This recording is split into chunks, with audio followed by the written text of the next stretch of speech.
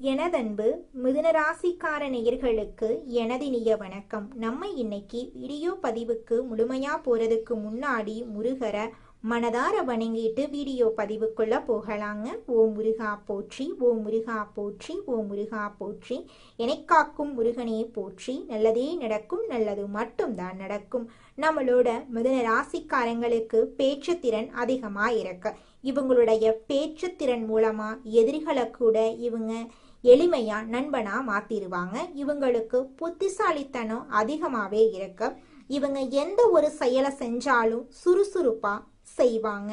ஒருத்தங்கிட்ட பேசும்போதும் சரிங்க, ஒருத்தங்கிட்ட பழகும் போதும் சரி, இவங்க எளிதில் பழகக்கூடிய தன்மை கொண்டவங்களா இருக்காங்க. கள்ளகலப்பான மனசுக்கு சொந்தக்காரங்களா இருக்காங்க நம்மளோட மிதுன ராசிக்காரங்க. இந்த பதிவு மறுபிறவி எடுக்கக்கூடிய மிதுன ராசிக்காரர்களுக்கானது. என்னங்க மறுபிறவியா? ஆமா, ஒரு மனிதன் இந்த காலகட்டத்துல கஷ்டத்துல இருக்கான் அப்படின்னா, சரிவை சந்திச்சிட்டா அப்படின்னா, தோல்விய அடைஞ்சிட்டா அப்படின்னா, மீண்டும் அவன் எழுந்து அந்த வெற்றி பாதையை நோக்கி வரதே ஒரு மறுபிறவி எடுத்து வர மாதிரி தான். அந்த அளவுக்கு நிறைய மாற்றத்தையும் அந்த எண்ணத்தையும் சிந்தனையையும் அவன் விதைக்க வேண்டியது இருக்கு. அப்படிப்பட்ட ஒரு போராட்டமான வாழ்க்கையத்தான் இந்த காலகட்டம் இருக்கு. ஆகவே மிதுன ராசிக்காரர்களுக்கு இந்த காலகட்டம் கொடுக்கக்கூடிய முக்கிய மாற்றங்கள் என்ன, எந்த மாதிரி அதிசயத்தை பார்க்க இருக்கீங்க, எந்த மாதிரி விஷயத்தை ஃபாலோ பண்ணணும் அப்படிங்கறத எல்லா தகவலும் இந்த பதிவுல நாம தெரிஞ்சுக்க போறோம். ஆகையால ஸ்கிப் பண்ணாம முழுமையா பார்த்து தெரிஞ்சுக்கோங்க. பார்த்துட்டு உங்க நண்பர்கள் உறவினர்கள் எல்லாருக்கும் இந்த வீடியோவை ஷேர் பண்ணுங்க.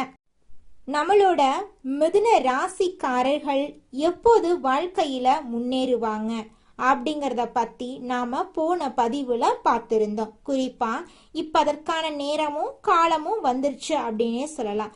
எப்படிங்க அப்படின்னு சொல்லி கேட்டீங்கன்னா, தமிழ் புத்தாண்டு பிறந்துருச்சு. நல்ல மாற்றத்தை கொடுக்கக்கூடிய ஆண்டாக இந்த ஆண்டு உங்களுக்கு அமைய போகுது. வருடம் ஆரம்பிச்சிருச்சு. உங்க வாழ்க்கையில இருக்கக்கூடிய தடுமாற்றங்களும் சோதனைகளும் குழப்பங்களும் மிதுன ராசிக்காரர்களுக்கு கண்டிப்பா இல்லாம போக போகுது. இந்த வருடத்தின் பாதையிலிருந்து மாற்றங்கள் வருங்க. நான் கண்டிப்பா சொல்லி இருந்தேன், ஏப்ரல் மாசத்துக்கு அப்புறம் மாற்றத்தை பார்ப்பீங்கன்னு. நான் மிதுன ராசிக்காரர்களுக்கு போன வருஷம் முடிவடையும் போது சொன்னேன், இந்த வருஷம் ஆரம்பிக்கும் போதும் சொன்னேன். இப்ப அதற்கான நேரம் தான் இப்ப வந்திருக்கு. சரிங்களா? இந்த தமிழ் புத்தாண்டு முதல்ல என்ன மாற்றம் இந்த மிதுன ராசிக்காரர்களுக்கு கிடைக்குன்னா, உங்களுடைய வேலையில மாற்றத்தை பார்ப்பீங்க. 100% மாற்றத்தை பார்ப்பீங்க. என்னங்க 100% மாற்றம்னா வேலைக்கான மாற்றம். ஒன்று இருக்கிற வேலையிலிருந்து இன்னொரு வேலைக்கு மாறுவீங்கன்னா, வேலை கிடைக்காத நபர்கள் வேலைக்கு போறதுக்கான ஒரு சூழல் உருவாகும். ஒரு இக்கட்டான சூழல் முதல்ல உருவாகும். எப்பவுமே ஒரு விஷயத்த புரிஞ்சுக்கோங்க மிதுன ராசிக்கார நண்பர்களே, உங்களுக்கு ஒரு நல்லது நடக்க போகுதுன்னா அதுக்கு முன்னாடி ஒரு இக்கட்டான சூழ்நிலை வரும், ஒரு கஷ்டமான சூழ்நிலை வரும். அதுதான் உங்களை அந்த நல்ல நிலைக்கு தள்ளிவிடும், தள்ளும், புஷ் பண்ணும் ஒரு சூழ்நிலை. அதாவது நீங்களா போய் ஒரு விஷயத்த பண்றதை விட ஒரு விஷயத்த பண்ண வைக்கும். அப்படிப்பட்ட சூழ்நிலைக்கு நீங்க தள்ளப்படுவீங்க. பெரும்பாலும் மிதுன ராசிக்காரங்களை பாருங்க, சூழ்நிலைகள் தான் இவங்கள தள்ளிக்கிட்டே இருக்கும். இதை பண்ணித்தான் ஆகணும், இதை செஞ்சுதான் ஆகணும் அப்படின்னு. அப்ப இந்த ராசியில நல்ல நிலைமையில இருக்கிறவங்க என்ன விஷயத்தை என்னென்ன ரகசியத்தை ஃபாலோ பண்றாங்கன்னு தெரியுங்களா? எந்த வழிமுறைய ஃபாலோ பண்றாங்கன்னு தெரியுங்களா? சூழ்நிலை தன்னை தள்ளக்கூடிய அளவுக்கு வச்சுக்க மாட்டாங்க. இது மிதுன ராசிக்காரங்க தெரிஞ்சுக்க வேண்டிய முக்கியமான விஷயமா இருக்கு. சூழ்நிலைகள் உங்களை தள்ளுற மாதிரி நீங்க வச்சுக்க கூடாது. இந்த சூழ்நிலை வேற இக்கட்டான சூழ்நிலைப்பா, இதை பண்ணித்தான் ஆகணும், இனிமேலு வேற வழி இல்லை, செஞ்சுதான் ஆகணும் அப்படிங்கிற நிலைக்கே விடக்கூடாது. முன்கூட்டியே அந்த சூழ்நிலை வராம இருக்க என்ன பண்ணணுமோ அதை பண்ணிடணும். அப்ப மிதுன ராசிக்காரங்க வேலை இல்லாம இருந்தவங்களுக்கு இந்த டைம் ஏதாவது கிடைக்கிற வேலைக்காவது போய் தான் ஆகணும், ஏதாவது ஒரு வேலைக்கு போய் தாண்டா ஆகணும் அப்படிங்கிற ஒரு சூழ்நிலை இந்த காலகட்டத்தில் உருவாகுது. அப்ப அந்த வேலை உங்களுக்கு எப்படிப்பட்ட மாற்றத்தை கொடுக்குனா, நான் ஒரு பதிவுல நான் சொல்லி இருந்தேன். என்ன சொல்லி இருந்த? ஐயா, நம்ம கிட்ட ஜாதகம் பார்த்த நபரே ஒருத்தர் கேட்டிருந்தாரு, அம்மா நீங்க சொன்ன மாதிரி நல்லதே நினைச்சிட்டு இருந்தேன், ஒரு வேலைக்கு போகணும்னு கற்பனை பண்ணி பார்த்துட்டே இருந்தேன், ஆனா நான் நினைச்சது ஒண்ணு நடந்தது ஒண்ணு, சம்பந்தமே இல்லாத ஏதோ சாதாரண ஒரு வேலை கிடைச்சிருச்சு, ஆனா நான் அந்த நினைச்ச வேலை எனக்கு கிடைக்கவே இல்லை அப்படின்னு சொன்னாங்க. அப்ப நம்ம சொன்ன விஷயம் என்ன? உங்களுக்கு பிரபஞ்சம் ஒரு விஷயத்த கொடுக்குது அப்படின்னா காரணம் இல்லாம கொடுக்காது. இத முதல்ல ஏற்றுக்கொள்ளக்கூடிய மனப்பான்மை கொண்டவர்களுக்கு தான் அது முழுமையான மாற்றத்தை கொடுக்கும். எதனால ஒரு விஷயம் நடந்ததுன்னு இன்னைக்கு தெரியாது, பல வருடங்கள் கழிச்சு யோசிக்கிறப்பத்தான் இது ஏன் நடந்துச்சு, எதனால நடந்துச்சுன்னு பல உண்மைகள் உங்களுக்கு தெரிய வரும். இன்னைக்கு பிரபஞ்சம் உங்களுக்கு எதை கொடுக்குதோ அதை ஏத்துக்கோங்க, அது நாளை உங்களை எப்படி மாத்துங்கிறத பாருங்க. அதே போல கிடைச்ச அந்த சாதாரண வேலைக்கு மனசில்லாம போய் சேர்ந்தவர் அப்புறம் ஏதோ கொஞ்சம் கொஞ்சமா அந்த வாரங்கள் மாதங்கள் ஆச்சு, மாதங்கள் 4 மாசம் ஆச்சு, மாசம் ஆகிறப்ப என்ன ஆகுதுன்னா, வேலைக்கு வேலை செய்யக்கூடிய இடத்துல இவர் எந்த வேலை எதிர்பார்த்தாரோ அந்த வேலை சம்பந்தமுள்ள ஒரு நபர் வேலை ரீதியா வந்து பார்க்கக்கூடிய நேரத்துல அந்த பக்கம் வேலைக்கான ஒரு இடம் காலியா இருக்கிறப்போ இவர் நினைச்ச இடத்தை அடைவதற்கான அந்த சூழ்நிலை உருவாக்குதுங்க. இதுதான் பிரபஞ்சம் உருவாக்கக்கூடிய ஒரு அமைப்பா இருக்கு. மிதுனம் ராசிக்காரர்களே, பிரபஞ்சம் ஈர்த்து கொண்டு வந்து உங்களுக்கு ஒரு நல்லதை கொடுக்குது. நீங்க கேட்டதை கொடுக்குதுன்னா எடுத்த உடனே நீங்க கேட்டதை கொடுக்காது. முதல்ல அதற்கான சோதனைகளும் சில இடத்துல பொறுமைகளையும் கையாளக்கூடிய சில சூழ்நிலைகள் உருவாகும். ஒரு திடீர்னு ஒரு கஷ்ட சூழ்நிலை வரும், திடீர்னு ஒரு தடுமாற்றம் வரும். அப்படி வருதுன்னா உடனே ஒரு மனிதன், சாதாரணமா ஒரு மனிதன் என்ன நினைக்கிறான், அவ்வளவுதான்ப்பா, நம்மளுக்கு கெட்ட நேரம் ஆரம்பிச்சிருச்சு, இனி நம்ம பொழப்பு அவ்வளவுதான், அப்படி இப்படின்னு நெகட்டிவா யோசிக்கிறான். ஆனா அதுதான் அவங்கள அடுத்த நிலைக்கு கொண்டு போகுதுங்கிறத இவங்க மறந்துடுறாங்க, யோசிக்க தவறிடுறாங்க. ஏன்னா எப்போ ஒரு கஷ்ட சூழ்நிலை வருதோ, எப்போ ஒரு இக்கட்டான சூழ்நிலை வருதோ அப்பத்தான் அதிலிருந்து மீண்டு வர்றதுக்கான எண்ணங்கள் உதிர்க்கும், அதற்கான முயற்சிகள் அதிகரிக்கும். அப்படித்தான் மிதுன ராசிக்காரங்களுக்கு இந்த வருஷம் இருக்க போகுது. இந்த வருஷத்துல நல்லதெல்லாம் நடக்க போகுது. மிதுனம் ராசிக்காரர்களே, உங்களுக்கு இந்த காலகட்டம் முக்கிய முடிவு எடுக்கக்கூடிய சூழ்நிலைக்கு உங்களை தள்ள போகுது. அப்ப அந்த முக்கிய முடிவு என்னவா இருக்க போகுதுன்னா, வருமானத்துல, பொருளாதாரத்துல, வேலை சார்ந்து, தொழில் சார்ந்து, முக்கியமா உங்க வாழ்க்கையின் ஒரு மாற்றத்தை நோக்கி ஒரு முடிவை எடுக்க வைக்க போகுது. உங்களுடைய வாழ்க்கையில முக்கியமான நிகழ்வுகள் எல்லாமே அடுக்கடுக்கா நடக்க போகுதுங்க. மிதுனம் ராசிக்காரர்களே, அந்த முக்கிய முடிவுகளை உங்க வாழ்க்கையின் மாற்றத்துக்கான ஒரு பிள்ளையார் சொல்லியா அமைச்சுக்கோங்க. நீங்க தான் அமைச்சுக்கணும். அப்பத்தான் உங்க வாழ்க்கையில மாற்றங்கள் அடுக்கடுக்கா வருங்க. மிதுன ராசிக்காரங்களை பொறுத்தளவுக்கு இந்த படிக்கக்கூடிய நபர்கள், மாணவர்கள் மேற்படிப்புக்காக வெளியூர் போகக்கூடிய சூழ்நிலையும் இந்த காலகட்டத்துல உருவாகும். குறிப்பா 10 மாசத்துக்குள்ள அடுத்து வரக்கூடிய 10 மாசம்னு நீங்க கணக்கு வச்சுக்கோங்க. ஏப்ரல் இந்த மாசத்துல இருந்து 10 மாசத்துக்குள்ள மாற்றத்தை நீங்க கண்டுபிடிக்க போறீங்க. உங்க வாழ்க்கையில நிறைய மாற்றங்கள் வரப்போகுது. ஜோதிட சாஸ்திரத்துல 3ஆவதா அமைந்துள்ள ராசி தாங்க நம்மளோட மிதுனம் ராசி. நம்மளோட மிதுனம் ராசிக்காரங்க தைரியசாலியா இருப்பாங்க. மிதுனம் ராசியனுடைய அதிபதி புதன் பகவானுங்க. மிதுனம் ராசியில் இருக்கக்கூடிய நட்சத்திரம் யாராருன்னு பார்த்தீங்கன்னா, மிருகசீரிசம் 3, 4ஆம் பாதங்க, திருவாதிரை, புனர்பூசம் 1, 2, 3ஆம் பாதம். இவங்க எல்லாரும் நம்மளோட மிதுனம் ராசியில இருக்கக்கூடிய நட்சத்திரங்க. புதன் பகவான் மிதுனம் ராசிய ஆட்சி செய்யறாருங்க. நம்மளோட மிதுனம் ராசிக்காரங்களுக்கு நட்பு ராசியா இருக்கக்கூடியவங்க யாராருன்னு பார்த்தீங்கன்னா, ரிஷபம், கன்னி, துலாம். இவங்க எல்லாரும் நம்மளோட மிதுனம் ராசிக்காரங்களுக்கு நட்பு ராசியா இருக்காங்க. மிதுனம் ராசிக்காரங்க வாழ்க்கையில எவ்வளவு கஷ்டம் வந்தாலும் தைரியத்தை விட மாட்டாங்க. முயற்சி பண்ணிக்கிட்டே இருப்பாங்க. அடுத்தவங்க செய்ய முடியாதுன்னு ஒதுக்கி வச்ச காரியத்தை கூட அழகா திட்டம் தீட்டி அந்த காரியத்துல வெற்றி அடையக்கூடியவங்களா இருப்பாங்க. நம்மளோட மிதுனம் ராசிக்காரங்க எப்போதுமே சுறுசுறுப்பா இருப்பாங்க. மீன் போன்ற அழகிய கண்களை கொண்டவங்களா இவங்க இருப்பாங்க. இவங்களுக்கு சோம்பேறித்தனம் சுத்தமா கிடையாதுங்க. அடுத்ததாக நம்முடைய மிதுன ராசியில் இருக்கக்கூடிய ஒவ்வொரு நட்சத்திரக்காரர்களுக்கும் இந்த மாதம் எப்படி அமைஞ்சிருக்குன்னு தெரிஞ்சுக்கலாங்க. நம்மளோட மிதுன ராசியில் இருக்கக்கூடிய முதலாவது நட்சத்திரம் மிருகசீரிசம் 3-4 பாதம். உங்களுக்கு இந்த மாதம் எப்படி அமைஞ்சிருக்குன்னு தெரிஞ்சுக்கலாங்க. இந்த மாதம் நீண்ட தூரத்துல இருந்து வரும் தகவல்கள் நன்மையாக இருக்குங்க.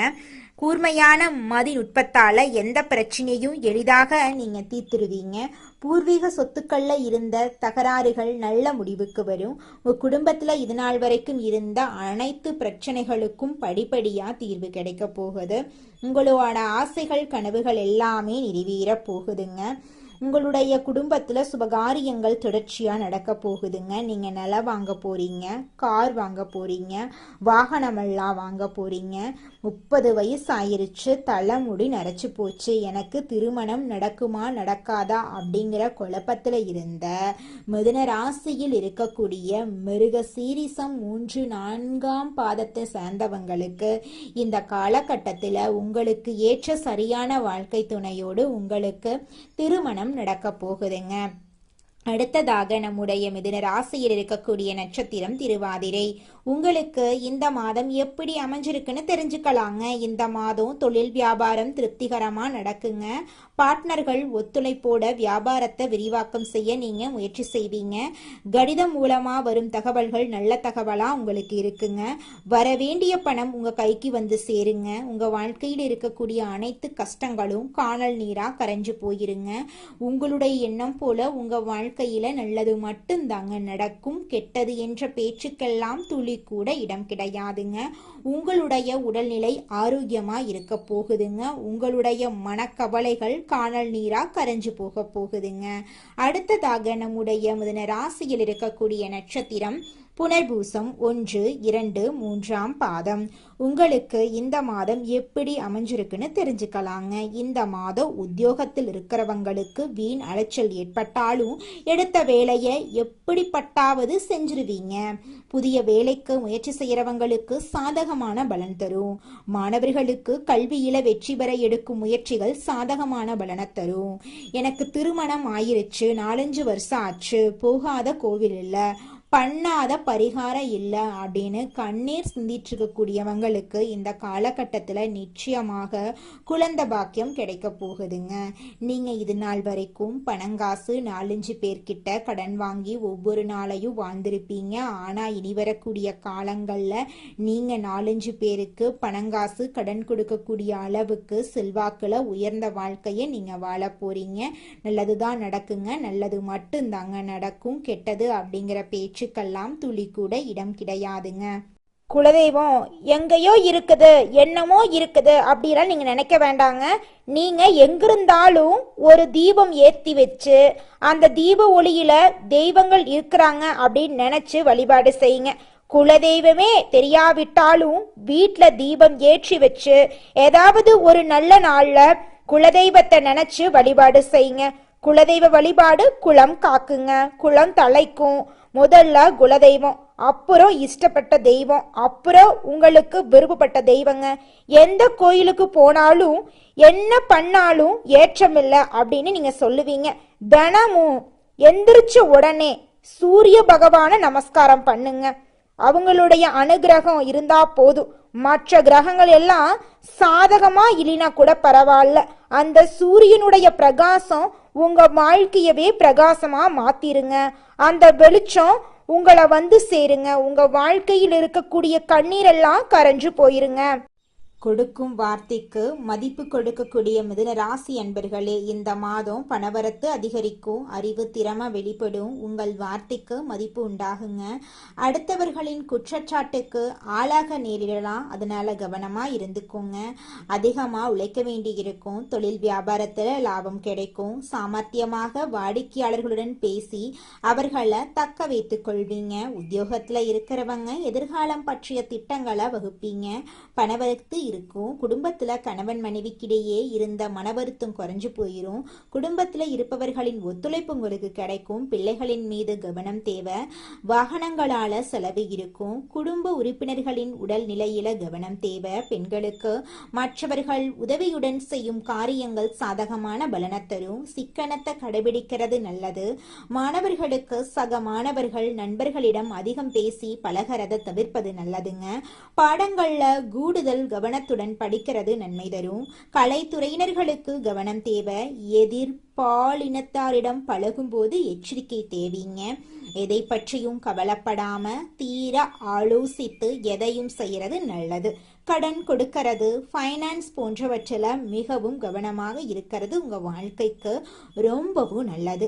அரசியல் துறையினர்களுக்கு புதிய ஒப்பந்தங்கள் கையெழுத்தாகும். எந்த கொள்முதலையும் தயக்கமின்றி செய்யலாம். வியாபாரம் பெருக போகுது. போட்டியாளர்கள் எல்லோருமே விலகி செல்ல போறாங்க. உங்க வாழ்க்கையில இது நாள் வரைக்கும் இருந்த அனைத்து பிரச்சனைகளும் படிப்படியா குறைஞ்சு போக போகுது. உங்களுடைய ஆசைகளும் கனவுகளும் நிறைவேற போகுது. இது நாள் வரைக்கும் உங்களை வேண்டான்னு உதறி தள்ளிட்டு போன சொந்த பந்தங்கள் எல்லோருமே இனி வரக்கூடிய காலங்கள்ல உங்களை தேடி வரப்போறாங்க. நல்லதே நடக்கும், நல்லது மட்டும்தான் நடக்கும். ஓ முருகா போற்றி, ஓ முருகா போற்றி, ஓ முருகா போற்றி. உங்கள் வாழ்க்கையில் மேலும் நல்லதெல்லாம் நடக்க நீங்கள் செய்யக்கூடிய பரிகாரம் என பார்த்தீங்கன்னா, உங்கள் வீட்டுக்கு பக்கத்தில் இருக்கக்கூடிய வயதான முதியவர்களுக்கு உங்களால் முடிந்த உதவிகளை செஞ்சுக்கிட்டு வாங்க. இந்த உதவியை செய்யறதன் மூலமா நீங்கள் செஞ்ச பாவங்கள் நிச்சயமாக குறையுங்க. உதவி செய்யணும் அப்படிங்கிறதுக்காக நீங்கள் ஆயிரக்கணக்கில் லட்சக்கணக்கில் பணம் செலவு பண்ணணும் அப்படிங்கிற அவசியம் கிடையாதுங்க. உங்களால் முடிஞ்ச அளவுக்கு ஒரு வேளை முதியவர்களுக்கு உணவு வாங்கி கொடுத்தா கூட போதுங்க. இந்த உதவியை செய்யறதன் மூலமா உங்க வாழ்க்கையில நல்லது தாங்க நடக்கும், நல்லது மட்டும் தாங்க நடக்கும். நன்றி.